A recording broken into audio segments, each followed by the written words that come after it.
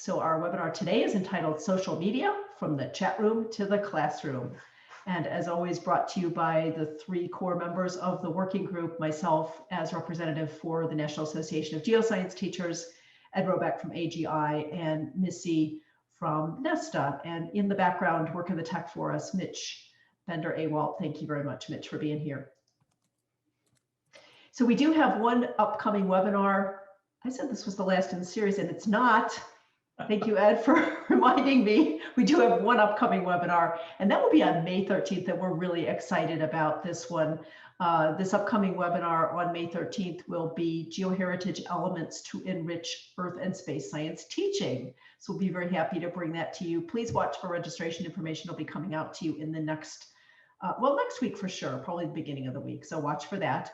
And as always, our webinars are archived on the AGI YouTube channel. There is an entire playlist of them. There are, I believe, 45 of them or 44 of them as of this one. So please drop in there and do view some of those webinars that you may have missed in the past.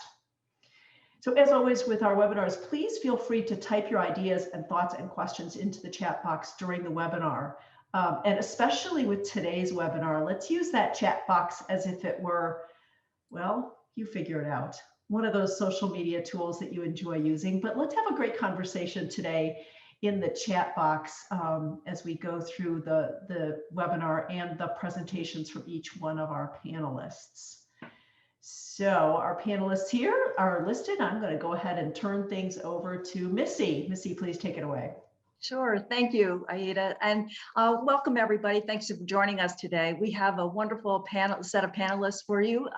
Wendy Bohon is here from IRIS. Annie Scott is here from the USGS. Dave Thesenga is here to represent NESTA, along with John Henry Cottrell, who is also here from NESTA. And welcome also to Adam Taylor from Dickson County High School. As Aida had mentioned, please use that discussion and Q&A and chat box to get our discussions going. And we will move forward with those questions that you post towards the end of our webinar. Next slide, please. So to get us started today, I just wanted to mention that perhaps some of you participated in a survey we sent out. We were wondering about what is the usage of social media in education, in science education in particular. So we had about 159 people respond to the survey. And so we're going to run through a few of the survey points real quickly for you, just to give you an idea of what it's like, the landscape is like out there as regarding the use of social media in science education. Next slide, please.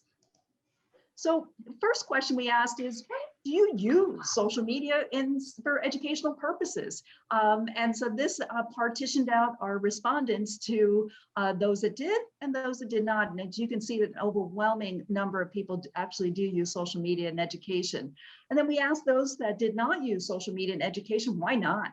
And so some were concerned about privacy issues, some were just too busy. They didn't think their social media skills were up to it. And then of course, you know, in some of our schools, social media is blocked and they don't want us using it. And then there's the others are maybe not too trusting of what they find on social media. Next slide, please. And so for those people that did respond positively, we asked them to, well, what do you use social media for? And this was one, you can see that the responses are quite high. And so people are permitted to choose as many responses as they'd like. And so you can see from the array here that there's multiple reasons within a profession that teachers use social media, from finding current events and webinars and other opportunities, searching for instructional resources, for networking, et cetera, et cetera. So there's a whole number of reasons why people would use social media in education. And then you can see from the breakdown, what platforms do people use? Well, a lot of them venture off into Facebook and Twitter and LinkedIn. But we also had some people that actually visited Instagram for education and Pinterest, and a sliver of people that actually went to TikTok and found a few things there. Next slide, please. So the next question we asked, well, okay, here's an array of words. Select the ones that you think kind of fit your feeling towards social media. And so the ones that you see popped out here are the ones that kind of popped out for us. And what's really interesting is that one's in the middle that says supportive. And that's, you know, this notion of social media, that this notion of building community is dead set right in there, kind of really high in there. And next slide, please. And then what we did is we asked them to select one of their choices and expound upon it. And so in the top row, you can see that there are some reasons, some positive reasons why people use social media. They find it convenient with an explanation there. They find it effective and supportive. And so that gets at the whole nature of social media. But then again, we had some people that said, whoa, it's a bit overwhelming. Others, then it's unhelpful, is because it's just this big thing. There's a lot of places that you can go. And that was also iterated in this notion that it is confusing. And just being able to find some quality materials for our classrooms. Next slide, please. And so the last question we asked is, well, what challenge do you find? And so there, as I iterated with the first slide with the people that don't use social media, that it's this notion of we have limited time. There's only so many places that we can go to within our hours of planning and prepping. The quality of materials, we're kind of concerned about that. Again, those firewalls, and then just not knowing enough. And so next slide, please. I think what you're going to find with this webinar is a lot of those questions and concerns that were brought up and highlighted. We're going to go into a bit detail today with the webinar. So I'm going to pass it over to Wendy Bohon, who's going to give you an overview of social media and science education. Wendy, take it over, please. All right. Thank you so much, Missy. So it's always best to start the story at the beginning, right? So let's define what we're talking about when we're talking about social media. So Kaplan and Hanlon define it as a group of internet-based applications, and this is the important part, that allow the creation and exchange of user-generated content. So there's 6 different types of social media. We're not talking about the virtual worlds. We're talking about the other types of social media, things like collaborative projects such as Wikipedia, blogs and microblogs. That would be things like Twitter, content communities like YouTube, and social networking sites like Facebook. Importantly, email and instant messaging technology, texts and things like that, those are technology. Those are not social media. And so I want you all to take a moment, maybe even write in the chat, how much time every day on average do you think Americans spend on social media? Now remember, that's not Google, that's not Amazon, that's things like Facebook and Twitter and YouTube. So how much time? All right, 5 hours a day, 2 hours, 3 hours, 2 hours, 4 to 5, 1 to 5, 2 to 3. So yeah, we're talking hours, right? We're not talking minutes here. And do you think that the United States is higher or lower than the rest of the world in terms of that average?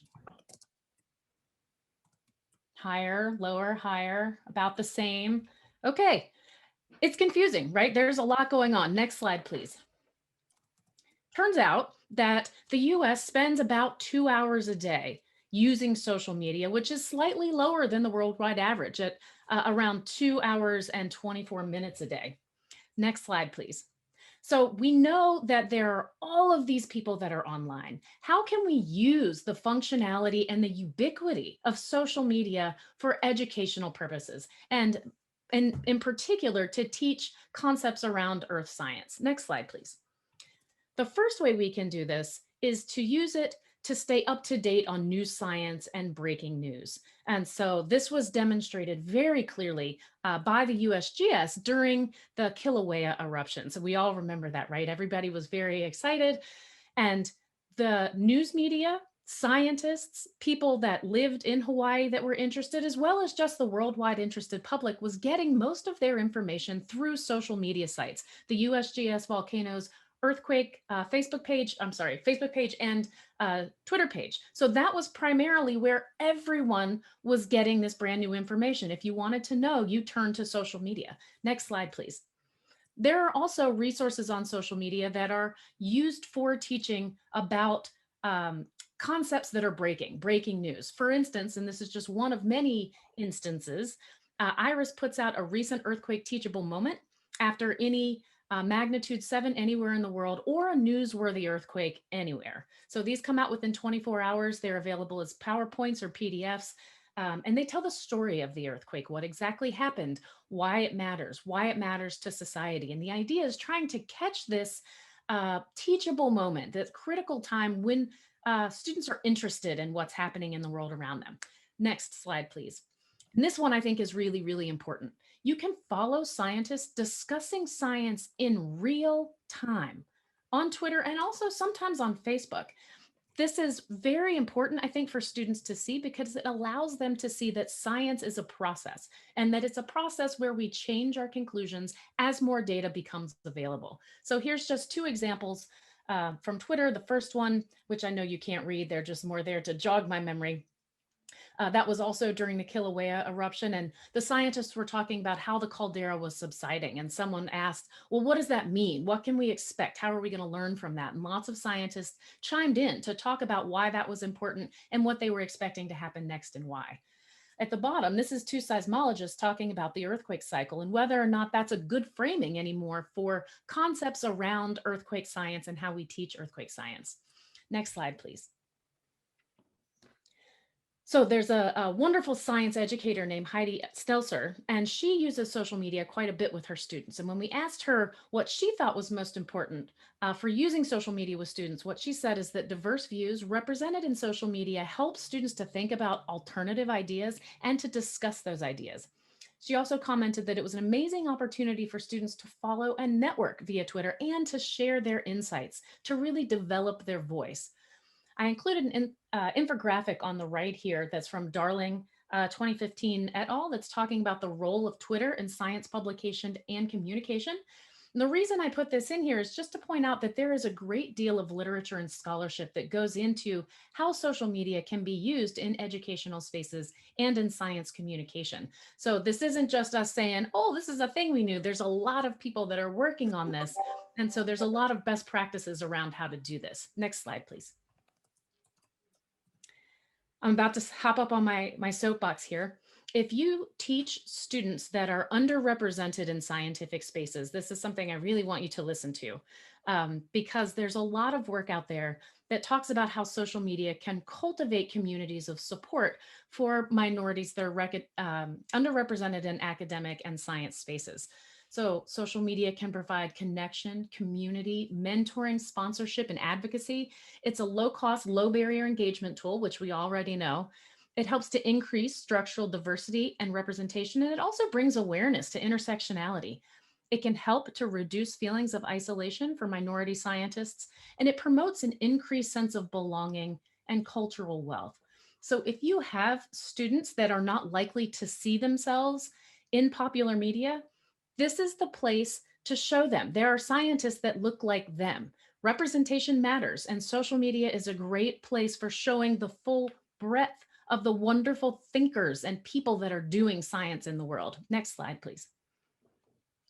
It's not just about your students. Social media is great for you. You can use it for networking and professional development. And indeed, the survey showed that many of you are already doing this. If you're not, know that this is a wonderful opportunity. We can't all go to all the conferences, but we can follow along with our peers and our colleagues and learn what they're learning through their process. Next slide, please.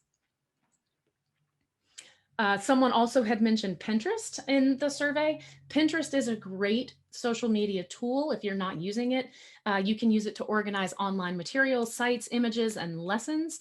These are some pictures from our collaborators, UNAVCO, talking about geodesy. So you can find all of our GIFs and movies, lots of different lessons with links back. It's a great way to stay organized. Next slide, please.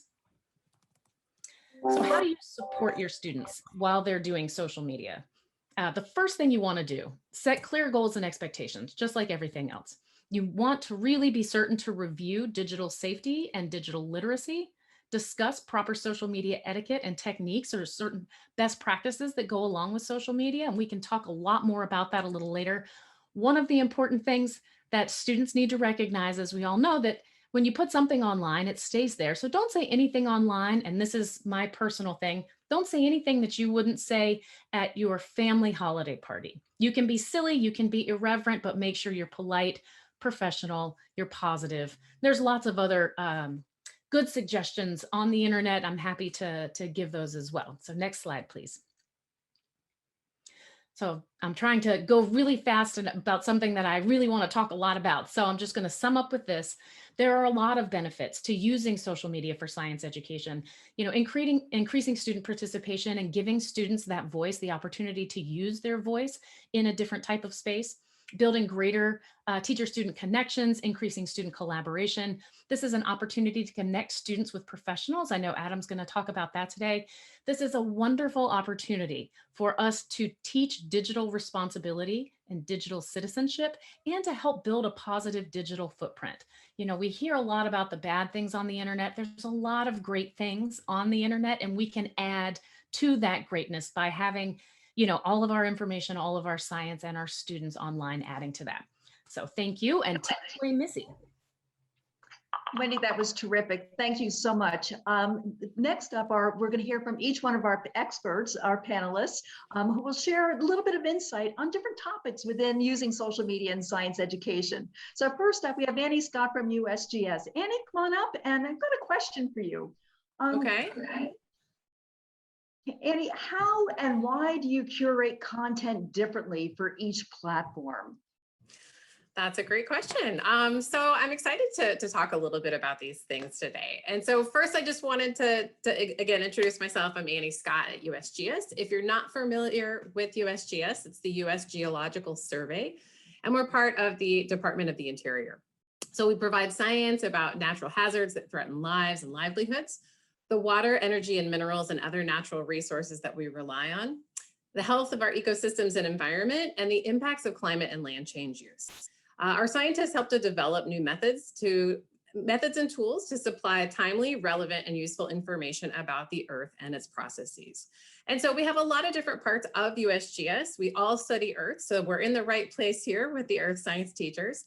And there are a lot of social media accounts. In fact, there are over 40 social media accounts for USGS. So the ones that I'm going to specifically talk about today are those for educators, for students, and for parents. And that's through @USGS_yes, which is the Youth and Education in Science, or YES office. So that's who I'm with at USGS. So we do also coordinate with the other accounts, and thank you for the shout out about the great work that the volcanoes and earthquakes mission areas did with Kilauea. That was very exciting. So first of all, we're always keeping teachers and parents and students in mind. So everything that we post is maybe a little bit different than some of the other accounts, and that those are the audiences that we're trying to reach. And so why we post information differently on various platforms has to do with two things. One, the capability of each platform. And two, yep, that's great. Thanks, Missy. And two, the target audience that we're trying to reach. And so for the capabilities, I'll go into that a little bit more in the how, but for the target audience, and we think about the three platforms that we're on anyway, we think about Instagram and Twitter and Facebook, they go progressively older in terms of the followership and the people that we tend to reach on those accounts. And so we keep that in mind for the type of materials that we're posting. So the first thing that we do is we just pick a trending topic. What's happening? Perhaps it's Earth Day or Pi Day or the birthday of a famous scientist or a national park, or a theme week like Earth Science Week or Bat Week, or even a theme month such as the National Preparedness Month. So we first think about what we want to post and then how we want to post it on each platform, depending on who's on that platform and what we want to share. If it's an educational resource that we want to share, we're definitely going to use Twitter or Facebook. The reason that we use Twitter and Facebook for sharing educational resources that link back to our website and to other educational websites is that way you can link directly to it. So Instagram doesn't have that capability. You can do a link in bio, which is if you have one link that you want to share, that will be at the sort of top of your profile. And people do change their link in bios. We don't, but some do. And that will take you directly to one web page. But that gets a little tricky if you want to actually talk about guiding people to a specific lesson plan or an activity. So as we're creating these posts, we do four main things, sort of our recipe for a post, if you will. And so Our goal is to always include 4 main things. That's an image or a screenshot so that you know what you're going to be looking at when you click on a link. That's really important. We don't want to clickbait anyone. We want to send you directly to the resource so it's easy to find. And all of those, the images are a little bit different in Instagram, like I said, because you can't share a direct URL. And so we try to put as much information as possible within the post itself so that you can get all the information that you need from that one post. Number 2 of the 4 things that we include in posts, of course, like I said, the URL, are also hashtags. So many of you may be very familiar with hashtags. I've only been in the hashtag game for a little while myself. Our accounts are relatively new. We've been only on social media on Instagram for about 2 years and on Facebook and Twitter for a little over a year. But a hashtag looks a little bit like a sharp symbol for those of you that read sheet music. I can't get that out of my mind when I see a hashtag. It's always a sharp for me. And so when you think about a hashtag, what that allows you to do is to actually make that term searchable. So that if, for instance, your classroom is talking about Mohs hardness scale, and you want to say, oh, okay, I'm going to put hashtag Mohs hardness scale into a post, either on Twitter or on Instagram, then you're going to be able to search all of those posts, and it just makes things easier to find. And so even if people don't follow our account, they can still see those hashtags if they follow those hashtags or search for those hashtags. Another thing that we on our account, we generally always share USGS, science, K-12, and STEM. So if you're following those, you'll see what us and other accounts share as well. We also use social media to tell students about internship or job opportunities. And so if your students are looking for those, you can also find those hashtags on our account. We also tag, like, and share other accounts. And the reason for that is to always tie the science back to that original source. So for instance, in Kilauea, if we're making a post about Kilauea, some sort of educational resource that's based on volcanoes and what's happening there, then we'll also tag the volcanoes account so that they can answer questions directly about the science that's happening real time. Hashtags are also really useful for campaigns. And so with campaigns, you might have something like a Find a Feature challenge or a Paper Explorer or some of the other ones that our account uses to try to get it so that we can see your content as well. And so it's a fun way to sort of be interactive. If you tag us and use a hashtag, we'll see that and can comment on what you may have found in your own neighborhood to show that science is everywhere. And then for Instagram is all about the images. And so we try to use high quality images wherever possible, or digital animations that discuss a certain geologic or ecologic topic. And so all of the material that we want to share has to be within the post. Again, so it's no URLs. You have to go to the link in bio. So just to kind of summarize there. So for Twitter, for all of these, you're always going to see some sort of image, whether that's an image of the science itself happening or an image of a screenshot going directly to what that lesson plan or activity might look like. But for Twitter, it's going to be short. We only have 280 characters, which include letters, spaces, emojis, and any punctuation. So you got to keep it short and sweet, but you'll be able to see a direct link to whatever we want to share, and also the hashtags. And then for Facebook, same thing. You're going to see an image, science content, a link, but you're not going to see hashtags because they don't work as smoothly within Facebook. And then Instagram is really where you're going to see the images, the science content, and everything that you need to see directly within that post. Okay, well, I think that's about it. I'm happy to take questions as we go along, but that's a little bit about how we curate things for different platforms. Thanks, Missy, back to you. Terrific. Thanks so much, Annie. And again, use that chat box to send some questions along our way. Next up, our next panelist is Dave Thesenga, representing NESTA. He's got a question too. Dave, come on up. And your question is, how do we develop a positive community in Facebook, encouraging debate while avoiding negativity? Take it away, Dave.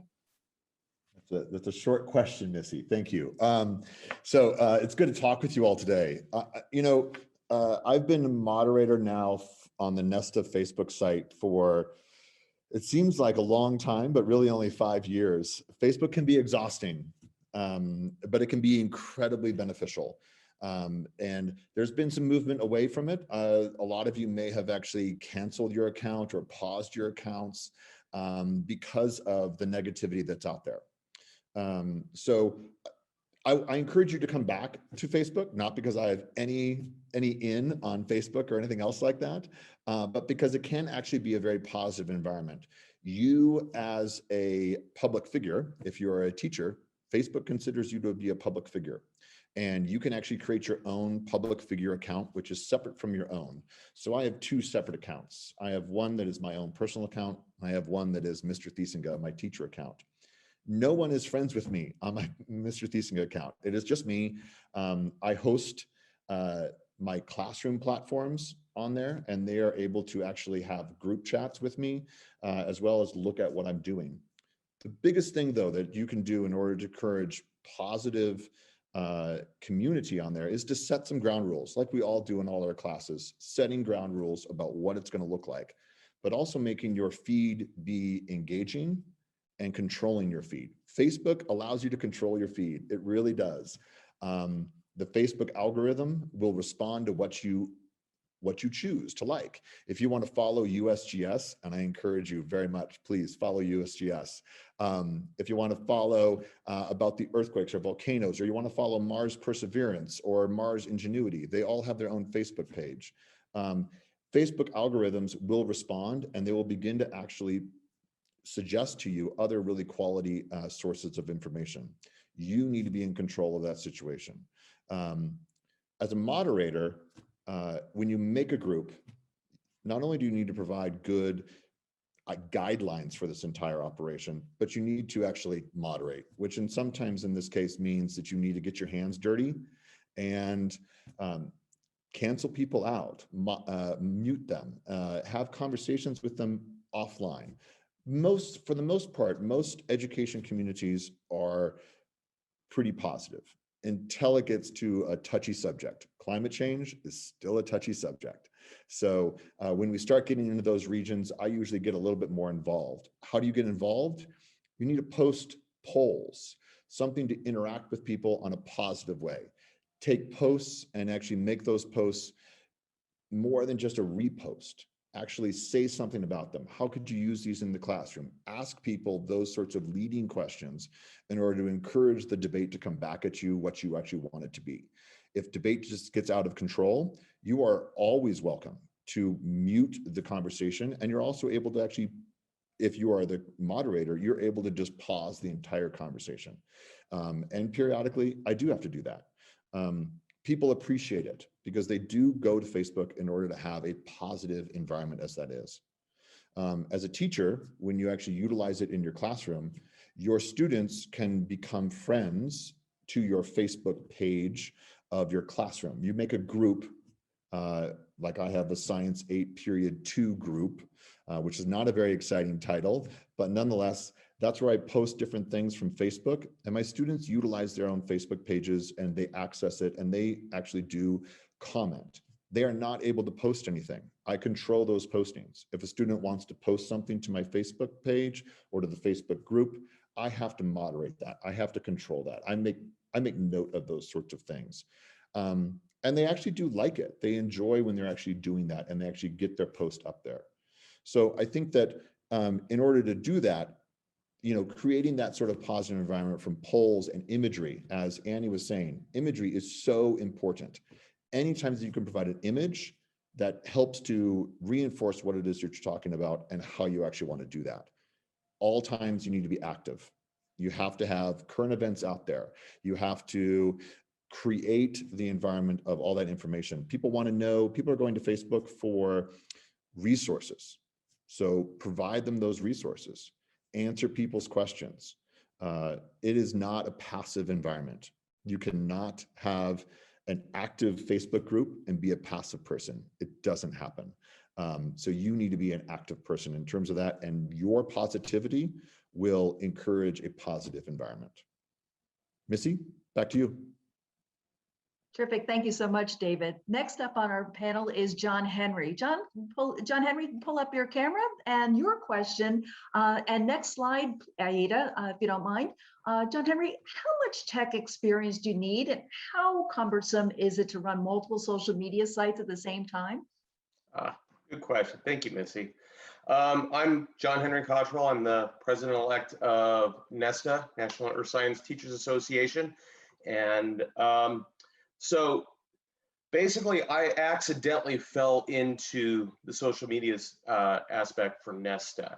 I happened to notice that we didn't have a Twitter. And then as I was building the Twitter, accidentally built up a Pinterest and then a YouTube. And then I also helped David with the Facebook from time to time, though he's like 95%. I just do a really tiny amount on the Facebook. And so what I'm going to talk about is actually those four, Facebook, Twitter, YouTube, and Pinterest, and how we actually kind of link them together. And the way that I've found is best is to actually start off with the most restrictive one, which is Twitter, because it has the least character count. And for videos, you actually can only have like about 2 minutes of video. Some of the other ones you can go much longer. So Twitter's far more restrictive, and so I start with that site. So next slide, please. The first thing I like to say is just be patient. Okay, when I first started, I didn't know a single thing about Twitter, like at all. I had never even opened Twitter and even looked at it. And then I created the NESTA account and then started like trying to jump in it. I also had some teacher assistants because I also teach over at Hemet High School in California. And my TAs were helping me out. And for the first 3 months, not much was happening. And it was a major disappointment because I had these extra benchmarks that I thought I should have, 500 followers within 3 months. And it was a little unrealistic in the beginning. And I was about to quit, quite honestly. And actually, it was Wendy from Iris. She was extremely helpful to me because I actually reached out to her in Twitter. We had never met before. I had only known her through Twitter and the Iris account. And she kind of gave me some advice. And that was one of the nice things that Twitter has. It does have a nice community. And one of the hardest parts about Twitter is that it does sometimes feel lonely because unlike Facebook, where people are constantly talking with each other, Twitter, you don't get a whole lot of content, but when you a conversation, but when you do, it's actually feels far more meaningful. And she gave me some advice, and I kept tracking. And as you can see, we've gone from in 3 years like 0 to I think it's about 5,700 followers at this point. So be a little patient with it. You don't have to have background. It's really just about working through it. And at that time when you're like, this is not worth it, I'm just going to quit, you're probably just at the edge of it actually starting to take off a little bit. So be patient with it. Don't go in with too high of expectations. Okay, next slide, please. And so first thing is following. The way that I follow things is I ensure that we only follow those that we want to see on a daily basis. So we don't follow absolutely everybody who follows us back. I want to be able to look at the feed and be able to understand who's following us. What I do create is a lot of lists, okay? And I'm using Iris as an example here, where you can go to lists, and then they're actually on 5 lists. There's another one called Geology that they're also linked on. And you can also have private lists. So that's what those links are. So it's only for me, and everybody else does not get to see those, okay? Now, these lists are super powerful. Number one, it puts people in and makes them realize that if you don't follow them, you still know that they're there, okay? One of our biggest ones is, for instance, like the geoscientist one. I can then take those lists, organize them into TweetDeck, and then I can actually see, for instance, the one that is Geology. That is everybody that's in the Geology, and that's all I see are tweets from Geology. Next slide, please. Now, I make a tweet, I put an image on it, I actually put it into Pinterest, and I use the exact same wording that I used in Twitter, and I use that in Pinterest. And so now I've got a bunch of images that are nice and organized so that I can actually use them for a later date. Next slide, please. Same thing with YouTube. I create a video, and you don't even have to have your own video to have a library of videos on YouTube. So this video, in this image at the bottom right here, if you press on the save, it pops up the list. I created a bunch of folders, and I just click geo engineering, right? And that's where that video goes in. I can organize all sorts of videos that aren't even personal content. They're from other content. And I'm not stealing it or anything because it still gives those individuals credit for their video, but I can now organize them. Next slide, please. And then for reposting, now I used to have my Twitter and my Facebook linked, but I found that was a mistake because it didn't always link things exactly as I wanted. Some things on Twitter work well, not so much on Facebook. And so I found it is better just to actually copy paste. And as David also mentioned, I don't use a personal profile. I have a separate profile just for NESTA, and that's something as a teacher you can do as well. Next slide, please. And then lastly, you can use hashtags. And one of the things that I use hashtags is I didn't know what to do with these great tools that I see all the time from all different places, okay? And later on, I ended up helping create the NESTA website. And when I did, I already had all this information I was able to throw onto a website. And if you'll notice, it's the same exact image that is on the tweet that's on the webpage, and I use the exact same wording. The whole point here is that it's not about running each one of these things absolutely separately. It's really just about linking them. I really only work on the Twitter account, and then the other ones are just kind of like secondary that I just double up and copy paste things on. Thank you. John Henry, thank you so much. That was terrific. We're going to move on. We have two more panelists. Adam, you're up next, and I've got a question for you as well. So Adam, take us into the classroom. How can Twitter and other social media be useful with students in the classroom? Thank you, Adam. Yes, this is a great question. So there's lots of ways as has been mentioned already today. Connecting with professionals is a major way that I use it with my students. What I have them do is I have my own Twitter list that I've created of different types of scientists, and you can find it on my Twitter account at 2foot Giraffe. But what I have them do is I have them investigate these scientists. They'll have criteria that they have to follow. Like the scientist has to have tweeted about their topic in the last 10 tweets or so. They have to have replied to somebody in the last 2 weeks. If they meet those criteria, then I have them make a list out of those scientists. And eventually I have them follow them, but not right at first. The point of that is to have my students start to kind of see what the scientists are posting. I'll have them do a daily retweet of a scientist that's on topic, on whatever topic we're in that day. And the retweet also has to include a comment or a question about whatever's been posted. So that's how I get them started connecting with scientists. The scientists will see those retweets, and then it opens those scientists up to, oh, these kids are watching me. And then, so I know they're there. Oh, look, I got another retweet. And that also helps them to come around on being able to answer questions. Sometimes scientists are a little hesitant to answer questions from students because they don't know what the motive is. And it's hard to tell that it's a student asking them questions. So that's one thing you need to watch out for. But also current events. Like when we start our earthquake unit, our seismology unit, I have the students follow on TweetDeck, making a Twitter list, a couple different earthquake accounts that are constantly posting earthquakes.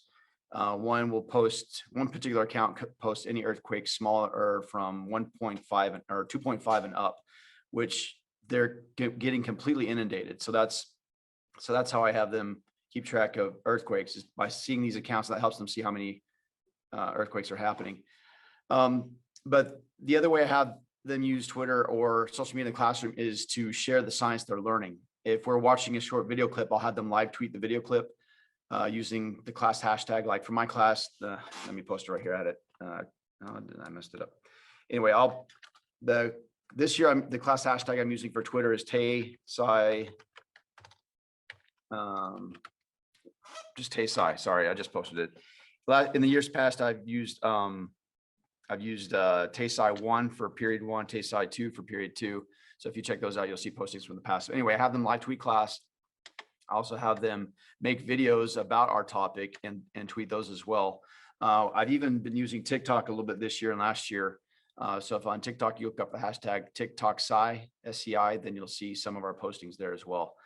But the goals I have is to help students communicate with scientists and understand that Twitter can be used for learning. I also have it as a way for them to share the science that they're learning and, with the world. And sometimes we get responses, a lot of the times we don't, but that's okay. It still helps the students have responsibility for what they're learning and what they're sharing. And, of course, teaching all the etiquette and stuff like that. Those are the major things I wanted to share. So I think that does it, unless somebody has a question. Adam, that was terrific. Thanks so much for giving us a little bit of insight on how we can effectively use this with our student during instruction. Those are some great tips. Wendy, we have a question for you. And so why would I want to use, instead of going to Google, why would I want to go to social media? What type of unique information is available via social media that would make doing this worthwhile? That's such a good question. So the really interesting thing about social media is that it's a conversation, and that's a pro and a con, right? I know that when I was in school, I had this feeling that all of the questions were answered already. There was just facts. We needed to memorize and learn facts. And the thing that I really like about social media is that it gives you insight, as I said earlier, into the process of science and into how science is done. And truthfully, social media has changed how we're doing science. And it is just such a wonderful privilege to be able to see how it's done now. And I'll give you an example. So the Ridgecrest earthquake happened in California in July of 2019. And there were scientists in France that were processing the remote sensing data, so the data from space that was looking at the ground. And there were geologists on the ground in California that were going out to map the fault. So they were trying to figure out exactly where the ground had broken so that they could map it. And over Twitter, there were conversations happening where these French scientists were saying, here's the brand new image that I just processed, go to this GPS location and look for fault rupture.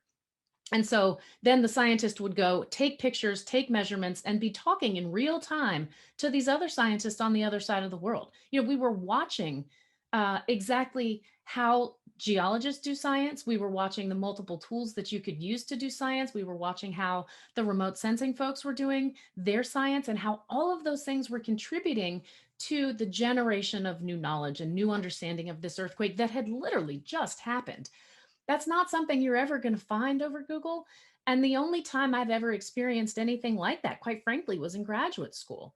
So this gives you the opportunity to go into places that you wouldn't normally be able to access, like the laboratory, to have conversations with scientists. And I do a lot of talking about social media. And one of the things that we bring up a lot is trust. Who do you trust? You trust the people that you know, your friends and family. And social media allows you access to people in a different way. And so you can build trust and build a relationship with scientists and a different relationship with science itself than you would otherwise. And it lets you see kind of the whole process from start to finish. I think it's a wonderful view into something where it's just unique. There's no other place that I can think of where you get to do that sort of thing. So back to you, Missy. That's what I've got to say on that. That's terrific. It really reminds us that science is a verb. The science is active, and that was just a terrific example of how that actually happens in real time. So now we're going to switch it over to all of our panelists. We have a series of questions that have been building up in the chat box, and plus we have some background questions as well. And so Ed, I'm going to pass it to you to fire away with some questions for our expert panelists. Sure. So one of the areas that I think people might be wondering about is the time commitment that is involved in bringing social media into your classroom. Is there a trade-off here? Is there something that's not getting done because you are doing social media? That came up specifically when Annie was talking, but I think there might be some of the other panelists who have some ideas there as well. I could kind of add to it because there's two aspects to it. One is running the Twitter, YouTube, Pinterest. That takes me about an hour a day, pretty much, to get those. And I get about 4 tweets a day off. I just do it in the morning. I come in before class, and then I shoot them off, and it takes about an hour.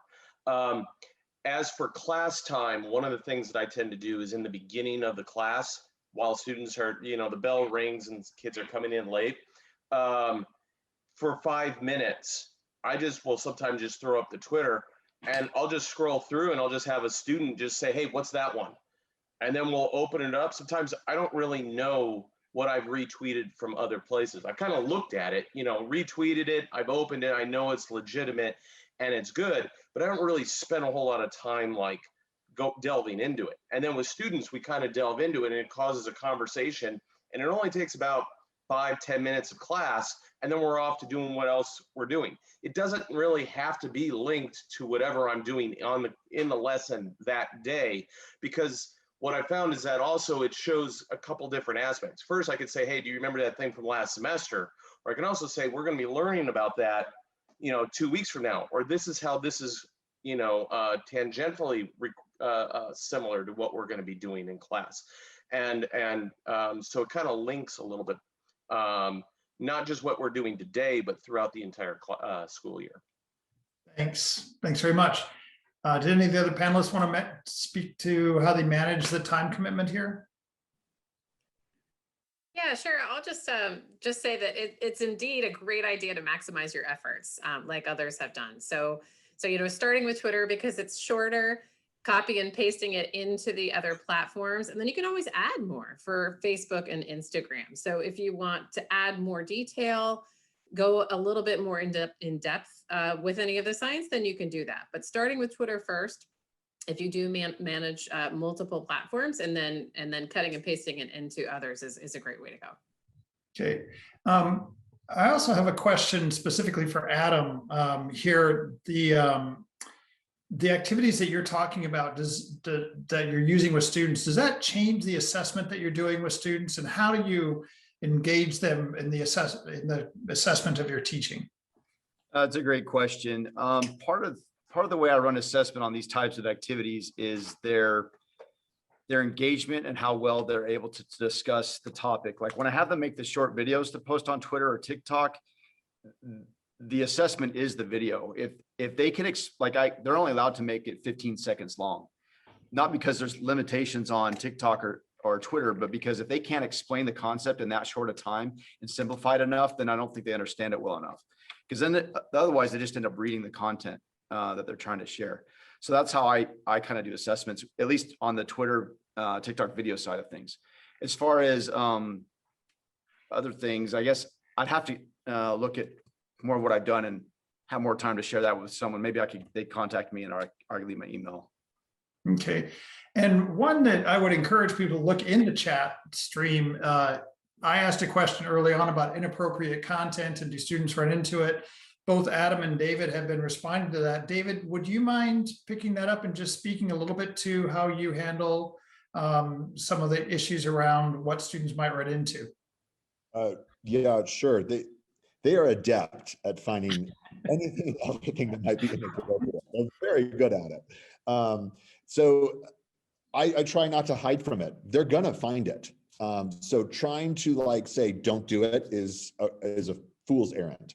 They're going to do it. So we set up guidelines for this. We admit the fact that it's out there. We encourage them not to go down the rabbit hole of all that inappropriate stuff and not to make a big deal about it when they do find it inappropriate things.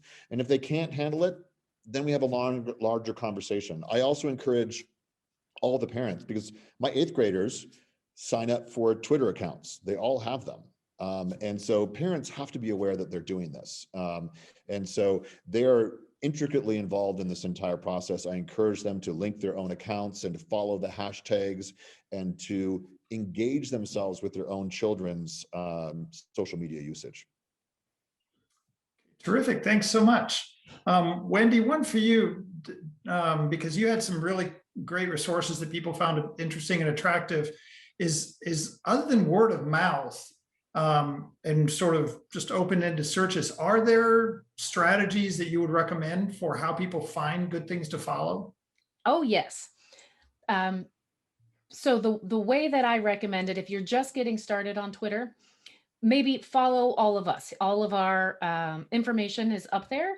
And if there are people that we follow, go to because if you go to, say, Twitter, for instance, there's the people we're following and the people that are following us. Go to the people that we follow and click on those people, because we have already gone through pretty much and vetted those people, especially from the industry or organizational accounts. So that those are really good people to follow. You can also follow people or find people to follow using different hashtags. So if you're interested in volcanoes or you have a volcano, thing coming up, hashtag volcano, and then read in their bios just pretty quickly, what they do. Are they a scientist? Are they a researcher? Are they a student? What exactly do they do with volcanoes? Maybe they work for industry. And so you can find accounts that way.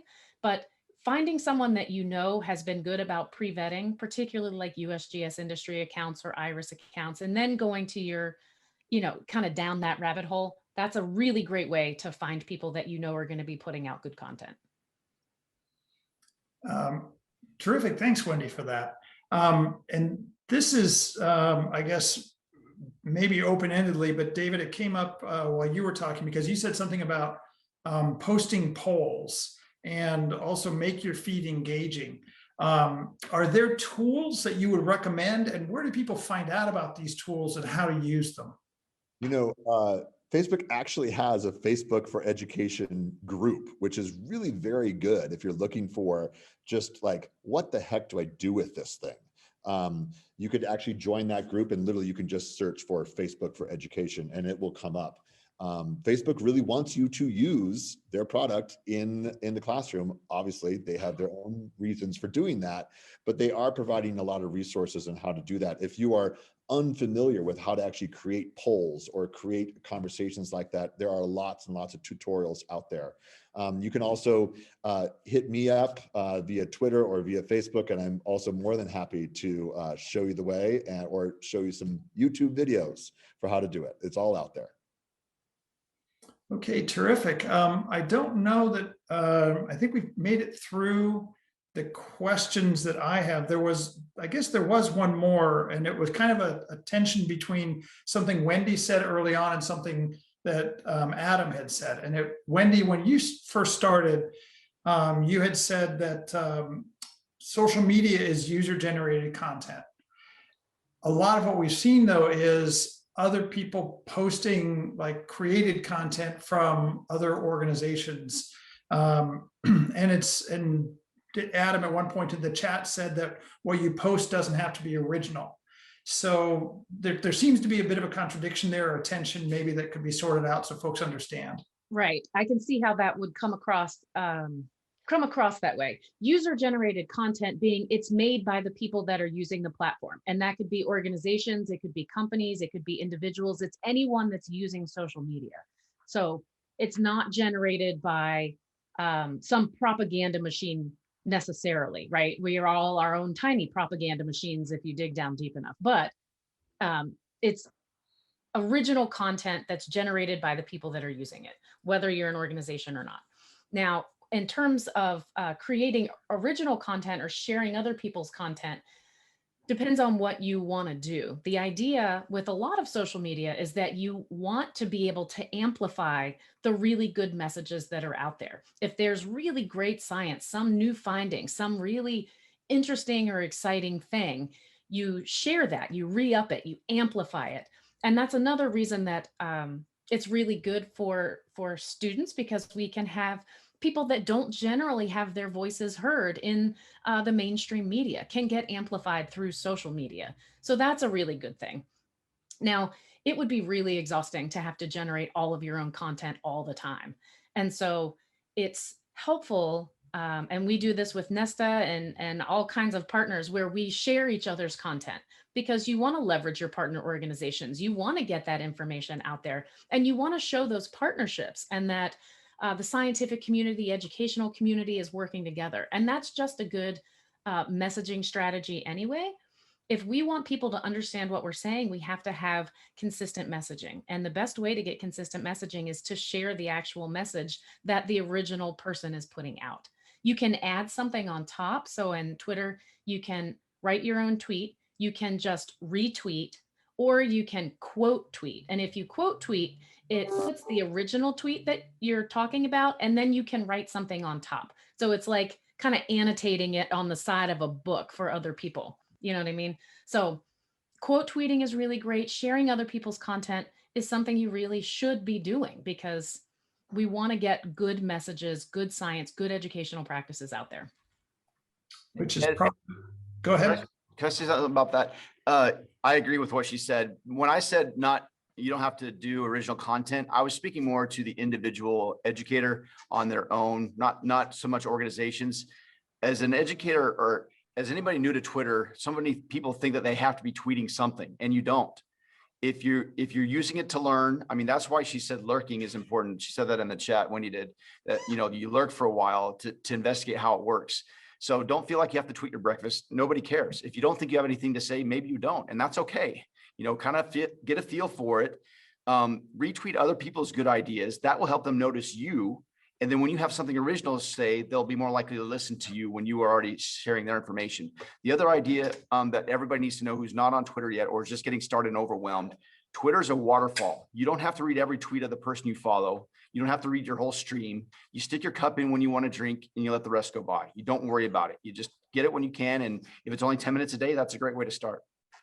Nice metaphor. Nice place to probably pull that together. I'm sorry, was there one more comment? I was just going to make one quick little comment. Also, when it comes to Twitter, a lot of times social media, people are very familiar with Facebook, and they think that each one's a different type of Facebook, and it's not.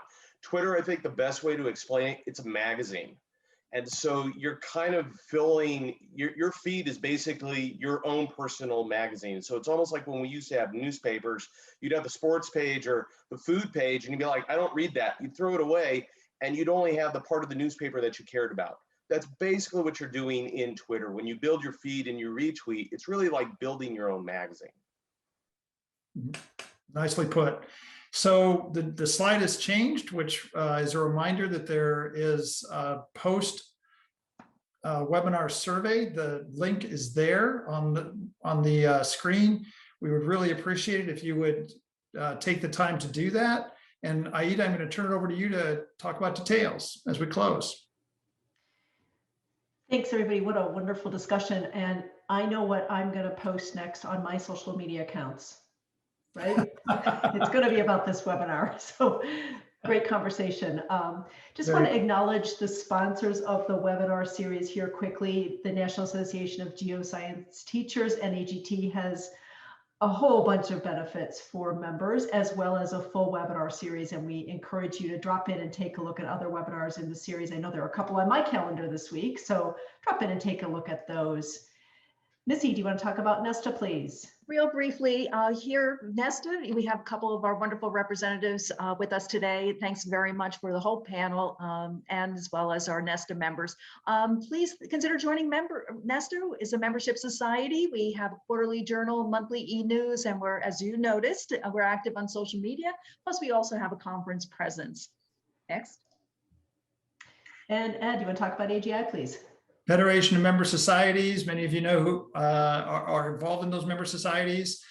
Think Earth Science Week, think Education Geosource, and think of our social media posts. So thank you all very much for a wonderful webinar.